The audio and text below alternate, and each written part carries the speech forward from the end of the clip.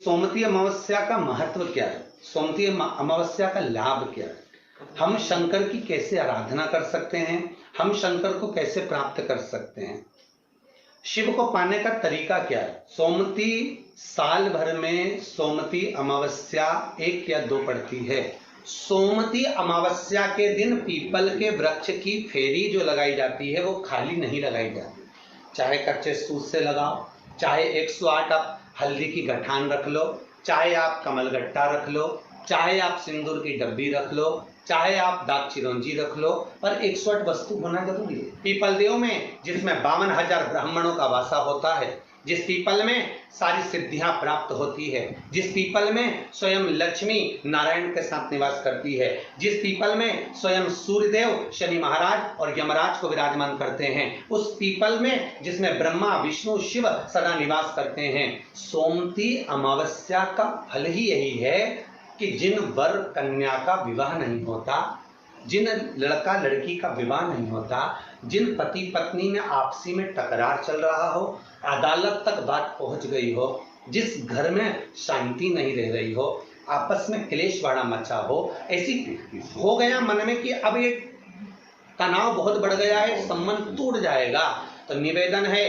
सोमवती अमावस्या के दिन आप भी सोमवती अमावस्या के दिन पीपल के वृक्ष के नीचे जाकर उस पीपल की पूजन कर कर उस पे कुंकु सिंदूर चंदन समर्पित कर कर कच्चे सूत से 7 परिक्रमा करिए। 7 बने तो 7, वैसे तो 108 लगाओगे तो आपके जीवन में सुखता आएगी। और ये वो सोमवती अमावस्या पड़ रही है जिसको सोम पुष्प कहा जा रहा है, पुष्य नक्षत्र पड़ रहा है और जो स्वयं भगवान शंकर के लिए शुभ है।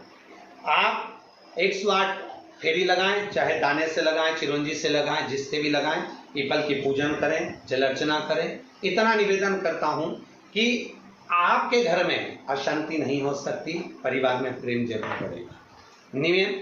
निवेदन है जिसके घर में क्लेश बहुत मचा हुआ है, या कोई पैसा खाकर चले गया, धन नहीं दे रहा, रुपया नहीं दे रहा और बहुत मशक्कत कर लिए, हाथ जोड़ लिया, पांव पड़ लिया, रुपया नहीं दे रहा, तो काली तिल्ली को पानी में गला दीजिए और पानी में गलाकर उसको सुबह पीस लीजिए। सोमवती अमावस्या के दिन सुबह पीस लो, पीस कर एक कटोरी में उसमें पीला चंदन मिला लीजिए, उसको लेकर जाइए। 1 लोटे में दूध और जल लेकर जाइए, 5 बेलपत्र लेकर जाइए, शंकर के मंदिर में पहुंचिए।